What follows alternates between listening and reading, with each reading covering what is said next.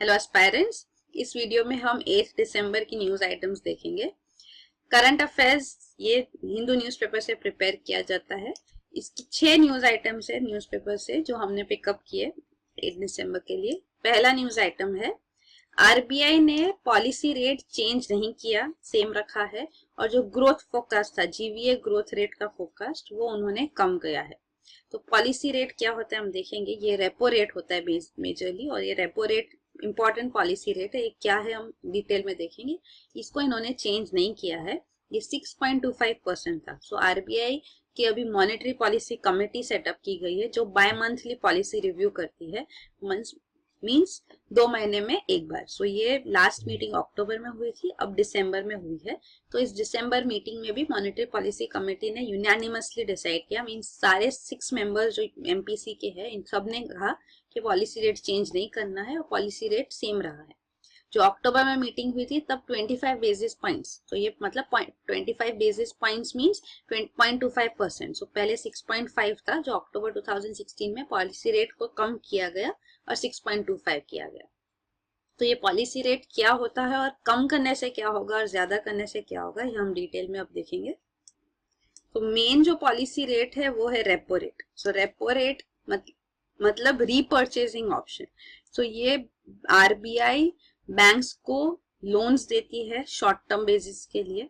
तो ये short term loans के लिए रेट क्या लिया जाएगा उसको रेपो रेट बोलते हैं। मतलब ये रेट ऑफ इंटरेस्ट है जो बैंक्स को देना है आरबीआई को। तो रेपो रेट क्यों यूज किया जाता है? क्योंकि बैंक्स के पास मिसमैच हो जाता है। क्योंकि बैंक्स का पर्पस क्या है, वो लोग डिपॉजिट्स लेते हैं जो जिनके अकाउंट्स होते हैं उनसे, और ये डिपॉजिट्स के बेसिस पे वो लोग लोन्स देते हैं। तो जो डिपॉजिट्स है वो एनी टाइम अकाउंट होल्डर आके विड्रॉ कर सकता है जितना अमाउंट उन्हें चाहिए, पर जो लोन्स है वो लोन्स इमीडिएटली रिटर्न नहीं आने वाले, वो लॉन्ग टर्म है। तो कभी लायबिलिटी मिसमैच हो जाता है बैंक्स का, तो इसको कवर अप करने के लिए वो आरबीआई से लोन्स लेते। तो ये जो आरबीआई से लोन्स लेते हैं इसमें उनको इंटरेस्ट देना होता है, तो ये इंटरेस्ट रेट को रेपो रेट बोलते हैं। तो जो आरबीआई का इंटरेस्ट रेट होगा उस हिसाब से बैंक्स अपने इंटरेस्ट रेट भी रखेंगे। तो अगर आरबीआई का इंटरेस्ट रेट कम होगा तो बैंक्स भी अपने इंटरेस्ट रेट्स अकॉर्डिंगली कम करती है। तो ये एक्सपेक्टेशन होता है आरबीआई का कि बैंक्स की मर्जी है वो करे ना करे। तो मैनी टाइम्स हमने देखा है कि बैंक्स ये इम्प्लीमेंट नहीं करती, बैंक्स क्योंकि उनके पास एनपीएस काफी ज्यादा है। तो हम देखे पहले भी देख चुके हैं कि बैंक्स जनरली इंटरेस्ट रेट्स उस स्केल पे कम नहीं करती जैसे आरबीआई एक्सपेक्ट करते हैं। आरबीआई ने काफी बार कहा है कि बैंक्स को भी अपने इंटरेस्ट रेट्स अकॉर्डिंगली कम करने चाहिए। तो ये पॉइंट है, ये आप डिटेल्स भी देख सकते हैं। जैसे ये आरबीआई ने बैंक को लोन दिया, मतलब वो बॉन्ड्स रीपर्चेस करे क्योंकि गवर्नमेंट सिक्योरिटीज आरबीआई ही इशू करती है। तो मीन्स वो गवर्नमेंट सिक्योरिटीज बैंक से वापस ले रही है और लोन दे रही है उसके बदले। तो ये रीपर्चेसिंग बोलते हैं, रेपो रेट। सो ये शॉर्ट टर्म लोन्स होते हैं, फिर इसके बेसिस पे आरबीआई बैंक्स लोन्स देते हैं बोरोवर्स को। तो ये सब हाउ इंटर रिलेटेड है वो बताया गया है। तो ये रेपो रेट जो होता है इसको पॉलिसी रेट इसलिए बोलते हैं क्योंकि रेपो रेट के बेसिस पे बाकी सारे रेट्स डिटरमिन होते हैं। तो वो बाकी सारे रेट्स कौन से हैं और क्या है वो हम एडिटोरियल में भी देखेंगे, क्योंकि एडिटोरियल भी इसी इशू के ऊपर है आज। दूसरा था एमपीसी, मॉनेटरी पॉलिसी कमेटी। सो मॉनेटरी पॉलिसी कमेटी ये इनकी फर्स्ट मीटिंग अक्टूबर 2016 में हुई थी। सो ये न्यू कंसेप्ट है कि मॉनेटरी पॉलिसी कमेटी बनाया जाए जिसके 6 मेंबर्स है, 3 आरबीआई से और 3 गवर्नमेंट के। RBI governor mister Urjit Patel इस एमपीसी के चेयर भी है, और उनके पास कास्टिंग वोट होता है। मतलब वोटिंग जो होगी हर एक मेंबर के पास एक वोट होगा, पर अगर टाई हो गई तो गवर्नर के पास कास्टिंग वोट होगा। और ये monetary policy committee policy rates determine करेगी, और इनका मेन पर्पस होगा कि रिटेल इन्फ्लेशन जो है वो हमेशा 4% और उसके बैंड में रहे। तो टारगेट 4% है कि रिटेल इन्फ्लेशन 4% रहे, और बैंड है मतलब प्लस माइनस 2% हो सकता है। जो अगला न्यूज आइटम में पार्ट था वो था कि मॉनेटरी पॉलिसी कमेटी ने growth rate, gross value addition growth rate projection भी कम किया है। मतलब 2016-17 के लिए इसका फोरकास्ट था 7.6% जीवीए ग्रोथ रेट होगा, पर अब उन्होंने कहा है कि ये 7.1% फोरकास्ट है। तो ये 6.5% रिड्यूस किया गया है। तो इसका रीजन भी उन्होंने कहा है कि जो डीमोनेटाइजेशन हुआ है इसका इफेक्ट क्या होगा इकोनॉमी में, इसको हमको वेट एंड वॉच करना है। तो वो देखेंगे कैसे इफेक्ट आता है उस बेसिस पे। और even internationally crude oil prices increase हो रहे हैं, तो ये रीजंस की वजह से हमने ग्रोथ फोकस भी कम किया है। और ये मॉनेटरी पॉलिसी जो है, पॉलिसी रेट जो है रेपो रेट, उसको भी 6.25% पे रखा है, क्योंकि अगेन अनसर्टेनिटीज है डोमेस्टिक और ग्लोबल डेवलपमेंट्स। तो डोमेस्टिकली डिमोनेटाइजेशन भी है और इंटरनेशनली यूएस भी अपना पॉलिसी रेट डिसाइड करने वाली है, तो उनका इंटरेस्ट रेट क्या होगा। तो एक्सपेक्टेशन है कि यूएस में इंटरेस्ट रेट हाई होगा, इंक्रीज करने वाली है यूएस फेडरल रिजर्व जो यूएस की सेंट्रल बैंक है। तो जब इंटरेस्ट रेट वहां इंक्रीज हो गए तो यहाँ से फॉरेन इन्वेस्टमेंट्स काफी फॉरेनर्स निकाल रहे हैं। जो एफआईआईज होते फॉरेन इंस्टीट्यूशनल इन्वेस्टमेंट्स, वो कभी भी फॉरेनर्स अपने निकाल सकते और वो फिर से जाके यूएस में इन्वेस्ट करना चाहते हैं। तो even on the basis of expectations कि भाई बढ़ने वाले हैं, तो अभी से हमने देख लिया कि काफी फॉरेन कैपिटल इंडिया से और डेवलपिंग कंट्रीज से इन जनरल जा रहा है back to developed countries US. तो ये जो है इसको स्टॉप करने के लिए भी इम्पोर्टेंट था कि पॉलिसी रेट को और कम ना किया जाए, क्योंकि जो इन्वेस्टर्स होते फॉरेन इन्वेस्टर्स होते हैं वो यहाँ डेवलपिंग कंट्रीज में इसलिए इन्वेस्ट करते हैं क्योंकि यहाँ पे इंटरेस्ट रेट्स हाई होते हैं। इंटरेस्ट रेट भी हाई इसलिए होता है क्योंकि ग्रोथ रेट हाई होता है। तो when developing countries are growing वो इंटरेस्ट रेट हाई दे सकती है, पर जो डेवलप्ड कंट्रीज है ऑलरेडी ग्रोथ हो चुका है तो उनका ग्रोथ रेट ज्यादा नहीं होता है, वो एक हाइट पे लेवल पे पहुंच चुके हैं, तो अब ज्यादा स्कोप नहीं है ज्यादा सब बढ़ाने का जैसे डेवलपिंग कंट्रीज का होता है। तो वहाँ इंटरेस्ट रेट्स भी काफी हाई नहीं होते। लेकिन अब यूएस प्रेसिडेंशियल इलेक्शंस हो चुके हैं और mister Donald Trump president elect हो चुके हैं, तो उन्होंने प्रॉमिस किया है जैसे कि इकोनॉमी पर लाएंगे, जैसे डेवलपिंग कंट्रीज में ग्रोथ होता है वैसे ही यूएस में भी वो ग्रोथ लाने की कोशिश करेंगे, तो इंटरेस्ट रेट्स भी अकॉर्डिंगली हाई हो जाएंगे। तो ये पॉजिटिव एक्सपेक्टेशंस के साथ many foreign investors developing countries को छोड़ के फिर से यूएस जा रहे हैं। और इवन जैसे मैंने कहा कि आरबीआई जो सेंट्रल बैंक है यूएस की फेडरल रिजर्व, वो भी अभी अपने मीटिंग में इंटरेस्ट रेट्स बढ़ाने वाली है, ये एक एक्सपेक्टेशन है। तो हम देखेंगे दिसंबर में ही आएगा इसकी मीटिंग का रिजल्ट, सो हमको पता चलेगा कि क्या स्टांस है यूएस का। तो ये सारे पॉइंट्स है जिसकी वजह से इंडिया के रेट्स भी अफेक्ट होते हैं। Various domestic and international factors are taken into consideration. तो अभी और एक पॉइंट यहाँ लिखा है जो है कि सीआरआर इंक्रीज किया गया था। CRR is cash reserve ratio, CRR को 100% कर दिया गया।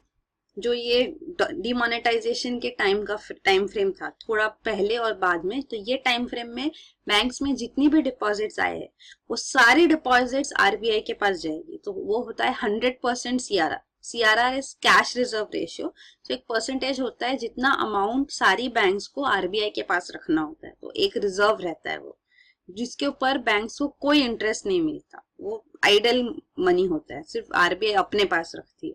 तो ये 100% कर दिया गया था फिलहाल, तो ये अभी स्टॉल किया गया है, दिसंबर 10 तक ही ये है 100% सीआरआर रिक्वायरमेंट। ये टेम्पररी ही था क्योंकि बहुत सारा पैसा बैंक्स में आ गया था, तो इतना सारा पैसे के बेसिस पे अगर बैंक्स लोन्स देने लगेगी तो बहुत सारी लिक्विडिटी भी आ जाएगी मार्केट में, तो इसलिए 100% सीआरआर रिक्वायरमेंट रखा गया था। तभी भी बैंक्स ने क्लेम किया था कि सीआरआर की जगह एमएसएस आना चाहिए। तो एमएसएस होता है मार्केट स्टेबिलाईजेशन स्कीम, तो मार्केट स्टेबिलाईजेशन स्कीम भी आरबीआई ने स्टार्ट की थी 2004 में। तो इसके अंदर भी लिक्विडिटी एब्जॉर्ब करने के लिए स्कीम होती है, मतलब आरबीआई मनी लेती है बैंक से, सो गवर्नमेंट सिक्योरिटी सेल करती है बैंक्स को और उनसे पैसा लेती है, जिसकी वजह से बैंक्स के पास पैसा कम हो जाता है और इसके बेसिस पे एमएसएस में उनको इंटरेस्ट रेट भी मिलता है, तो बैंक्स का भी फायदा होता है। तो ये पॉइंट होता है। फिलहाल आरबीआई ने एमएसएस की जो लिमिट है उसको भी बढ़ा दिया है, अब ये 6 लाख करोड़ हो गया है, पहले 30,000 करोड़ था। तो एमएसएस का भी डिटेल्स यहाँ दिया गया है, मार्केट स्टेबिलाईजेशन स्कीम, तो इसका लिमिट 30,000 करोड़ से 6 लाख करोड़ हो गया है टेम्पररीली, क्योंकि डिमोनेटाइजेशन के बाद बैंक्स में काफी सारा पैसा आ गया है, तो उस बेसिस पे। तो ये एमएसएस भी 28 डे वैलिडिटी के लिए है, तब तक रहेगी, तब देखेंगे फिर ये लिमिट भी कम हो जाएगी, तो ये इसी टाइम फ्रेम के लिए है। फिर अगला जो था वो है अगला पार्ट जो हम इस न्यूज का हमने देखा था वो था कि जीवीए ग्रोथ फोरकास्ट अभी डिसाइड हुआ है कि 7.6% से फोरकास्ट को 7.1% कर दिया गया है आरबीआई की तरफ से। तो ये भी डिसीजन लिया गया था। तो ये जीवीए क्या होता है, उसलिए पहले हमको दो दूसरे टर्म्स भी जो जनरली यूज होते, जीडीपी और जीएनपी, वो समझना चाहिए। तो GDP is gross domestic product. So जो सारे गुड्स और सर्विसेज जो एक कंट्री में प्रोड्यूस होते हैं with in the geographic boundary of a country, तो ये सारे गुड्स और सर्विसेज की मार्केट वैल्यू को ऐड किया जाता है, उसको बोलते हैं ग्रॉस डोमेस्टिक प्रोडक्ट। दूसरा टर्म है ग्रॉस नेशनल प्रोडक्ट। सो ये market value of all final goods and services by Indian national, by a national of a country. तो ये in generally in a particular year होता है। तो ये within a time frame nationals जो है, मतलब जो कंट्री के अंदर फॉरेनर्स है जो यहाँ पे गुड्स एंड सर्विसेज प्रोड्यूस कर रहे हैं, तो वो वैल्यू नहीं ऐड करनी है। और जो इंडियंस है जो अब्रॉड काम कर रहे हैं, वहां पैसा कमा रहे हैं, उनको ऐड करना है, तो वो जीएनपी होता है। तो जीडीपी और जीएनपी ये दो टर्म्स है। जनरली जीडीपी के बेसिस पे कंपैरिजन होता है कंट्रीज के बीच में, बट जीडीपी से बेटर एक टर्म है जीवीए, ग्रॉस वैल्यू एडेड। सो ये जो है, ये जीडीपी जीएनपी का रिलेशन दिया गया है कि ग्रॉस नेशनल प्रोडक्ट जो है वो जीडीपी के अंदर फैक्टर पेमेंट्स फ्रॉम अब्रॉड और minus factor payments to abroad, ये ऐड और सब्ट्रैक्ट करना होगा तो जीएनपी मिलेगा। तो जो अब्रॉड से आ रहा है उनको ऐड करो, इंडियन नेशनल जो अब्रॉड है, और जो इंडियन फॉरेन नेशनल्स इंडिया में है उनसे उनका सब्ट्रैक्ट करो। So factor payments mean various forms of payments. जो जॉब सर्विसेज में उनको वेजेस मिलेंगे, जो बिजनेसेस है उनको प्रॉफिट्स मिलेंगे, रेंट, इंटरेस्ट वगैरह। तो ये जीडीपी जीएनपी का डिफरेंस है। और जीवीए जो है ग्रॉस वैल्यू एडेड, तो वो जीडीपी जो वैल्यू होती है, जैसे हमने डिस्कस किया, मार्केट वैल्यू होती है। तो मार्केट वैल्यू में एमआरपी में टैक्सेस इंक्लूडेड होते हैं। तो ये टैक्सेस इकोनॉमिक एक्टिविटी में कोई रोल नहीं प्ले करते। तो इन टैक्सेस को डिडक्ट करेंगे तो हमको ट्रू इकोनॉमिक एक्टिविटी के वैल्यू एडिशन क्या हो रहा है कमोडिटीज में, उसकी आइडिया लगेगी। तो टैक्सेस को डिडक्ट किया जाता है। और सब्सिडीज जो गवर्नमेंट देती है, जो एक पार्ट ऑफ द कॉस्ट को ऑफसेट कर देता है, तो वो सब्सिडीज एक्चुअली कॉस्ट तो ज्यादा ही है, तो वो कॉस्ट एक्चुअल कॉस्ट पता चले, इसलिए सब्सिडीज जितनी भी है उनको ऐड किया जाता है। तो GDP minus taxes plus subsidies जो होते हैं उसको जीवीए बोलते हैं, ग्रॉस वैल्यू एडिशन। तो फिलहाल हम जीवीए के बेसिस पे भी ग्रोथ रेट्स देख रहे हैं। दूसरे दो टर्म्स होते हैं नॉमिनल और रियल। सो nominal real GDP, nominal GDP real GDP, nominal GVA real GVA, ऐसा होता है। तो ये नॉमिनल जो टर्म होता है, मतलब जो ये कैलकुलेशन हुआ है, जीडीपी हो या जीवी हो, जो भी हो, तो वो करंट प्राइसेस पे हुआ, जो अभी प्राइसेस पे उसके बेसिस पे। और दूसरा रियल जो होता है, रियल मतलब कांस्टेंट प्राइसेस पे। कांस्टेंट प्राइसेस मतलब एक बेस ईयर होता है, तो बेस ईयर से एडजस्ट करके जो प्राइसेस आती है, मतलब एडजस्टेड फॉर इन्फ्लेशन, क्योंकि base year is a normal year, और some period of time, some year later it may be that this is a year when inflation is very high. तो फिर real क्या है वो नहीं पता चलेगा जब तक हम एडजस्ट नहीं करेंगे। तो इसीलिए नॉमिनल को एडजस्ट किया जाता है, कांस्टेंट प्राइसेस पे जब लिया जाता है तो उसको रियल जीवीए बोलते हैं। तो ये दो टर्म्स भी है। फिर तो ये ग्रोथ रेट्स भी दिखाया गया है इंडिया के 2016, 15-16 में भी। Red is GDP, green blue is GVA, आप देख सकते हैं। और ये जीवीए ग्रोथ रेट अभी क्वार्टर्स में भी, तो 2014-15 के क्वार्टर्स का दिखाया गया है यहाँ। और फिलहाल के आपको पता है ये 7.1% फोरकास्ट हुआ है ये साल के लिए, 16-17 के लिए। अगला न्यूज आइटम है Delhi Meerut rapid rail project gets green light. So ये Delhi Ghaziabad Meerut rapid rail transit system है। तो ये 92 किलोमीटर जो रूट है दिल्ली से मीरठ का, उसको कवर करेगी। तो ये 160 किलोमीटर पर आके ट्रेन, हाई स्पीड ट्रेन है। तो ये 2 घंटे का जो सफर है अभी, वो 1 घंटा हो जाएगा। तो ये प्रोजेक्ट है। सो ये मेजर इंफ्रास्ट्रक्चर प्रोजेक्ट है, जिसके लिए जो 2024 तक कंप्लीट हो जाएगा। और ये 21,902 करोड़ का प्रोजेक्ट है। तो ये मेजर इंफ्रास्ट्रक्चर प्रोजेक्ट्स आपको पता होने चाहिए क्या है और कहाँ है। तो ये है, ये मीरठ यूपी में, और पानीपत दिल्ली का भी रूट एक है, रैपिड ट्रांजिट रूट, और अलवार राजस्थान, अलवार दिल्ली का भी एक रूट है। तो इसके ऊपर भी डिसीजंस लिए गए हैं।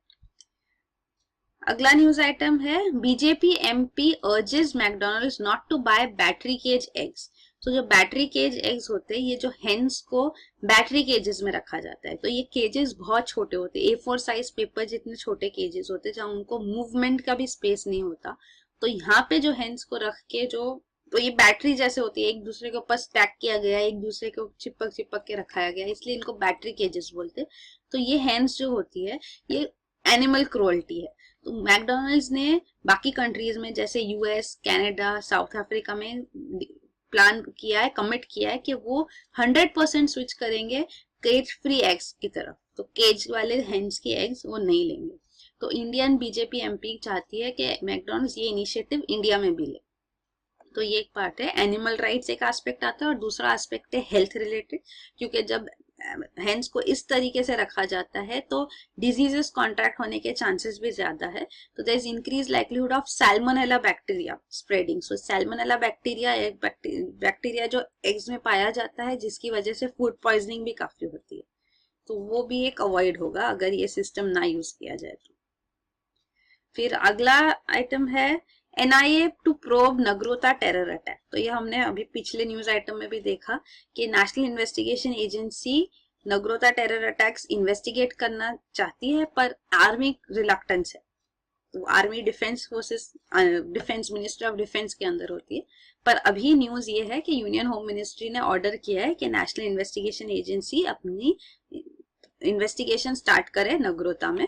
तो इन्होंने फर्स्ट इंफॉर्मेशन रिपोर्ट भी स्टार्ट किया है, प्रिपेयर किया है, और उन्होंने टेररिस्ट को फॉरेन हैंडलर्स कहा है, जो ये टेररिस्ट आए और इन्होंने अटैक किया, और उनके अगेंस्ट चार्जेस फ्रेम किए गए ULPA, unlawful activities prevention act के अंदर। तो ये रीसेंट डेवलपमेंट है। फिर अगला न्यूज आइटम है, US लॉ मेकर्स से Indian action against Christian charity dogmatic troubling. तो US की काफी NGOs है, चैरिटेबल ऑर्गेनाइजेशन है, और स्पेसिफिकली ये कंपैशन इंटरनेशनल जो क्रिश्चियन चैरिटी ऑर्गेनाइजेशन है US में, इनके ऊपर FCRA foreign contribution regulation act के अंदर प्रायर परमिशन कैटेगरी में डाला गया है। तो ये सारे NGOs इंडियन NGOs को फंड्स ट्रांसफर करते हैं जिनके थ्रू वर्क होता है। तो इनके फंड्स के ऊपर, ये फॉरेन फंड्स है, तो फॉरेन कंट्रीब्यूशंस के ऊपर रेगुलेशन इन पे लगाया गया है कि ये प्रायर परमिशन होगी, मतलब गवर्नमेंट से पहले परमिशन लेके फिर ही ट्रांसफर होगा। तो ये प्रायर परमिशन कैटेगरी में डालने की वजह से US लॉ मेकर्स जो है, US के पॉलिटिशियंस जो मेंबर्स ऑफ लेजिस्लेचर है, मतलब कांग्रेस, जो US लेजिस्लेचर को कांग्रेस कहते हैं, जैसे इंडिया में पार्लियामेंट है, तो रिपब्लिकन और डेमोक्रेट्स दोनों पॉलिटिकल पार्टीज जो है US में, दोनों के लॉ मेकर्स ने अपना वॉइस रेस किया इसके अगेंस्ट। तो ये इंडियन गवर्नमेंट ने इसलिए किया है क्योंकि वो चार्जेस लगाती है कि ये NGOs पैसा रिलीजियस कन्वर्जेंस के लिए यूज करते हैं। तो इस बेसिस पे उन्होंने इन पे रिस्ट्रिक्शंस डाला है। Even US secretary of state John Kerry जब वो विजिट पे आए थे इंडिया में, तब उन्होंने भी यही एक NGO का नाम लेके ये कंसर्न रेस किया था कि ये रिस्ट्रिक्शंस निकाल दिए जाने चाहिए। तो थोड़े मॉडिफिकेशंस किए गए, पर फिर भी रिस्ट्रिक्शंस है। सो कंपैशन इंटरनेशनल एक्चुअली काफी बड़ा NGO है, उसका क्लाउड जो जितने लोग उनके लिए बात कर रहे हैं उससे ही पता चलता है। तो ये इसके 580 NGO पार्टनर्स इंडिया में है, और ये 1,45,000 चिल्ड्रन को सपोर्ट करती है इंडिया में। तो इसका इतना कॉन्ट्रीब्यूशन है। तो अब देखते हैं what will be the government's next step, हम देखेंगे।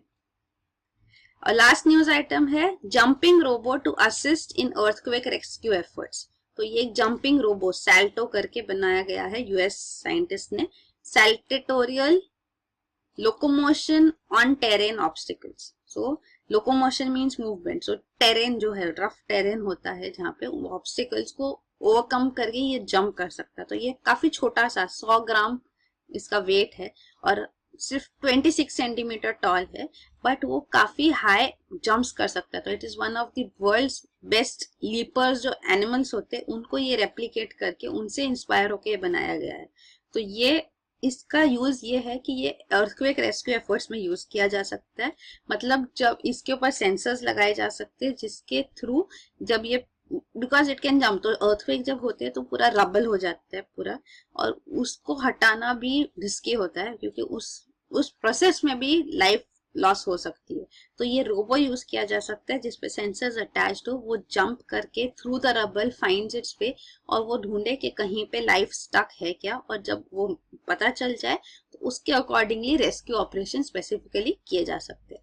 तो ये इसका रोल हो सकता है डिजास्टर मैनेजमेंट में। सो रोबोटिक्स इंपॉर्टेंट है यूपीएससी के लिए और काफी रोल्स उसके वेरियस सेक्टर्स में पूछ सकते हैं। तो this is one role in disaster management, so that's why it's important. तो यही है आज के न्यूज आइटम्स 8 दिसंबर के। Thank you.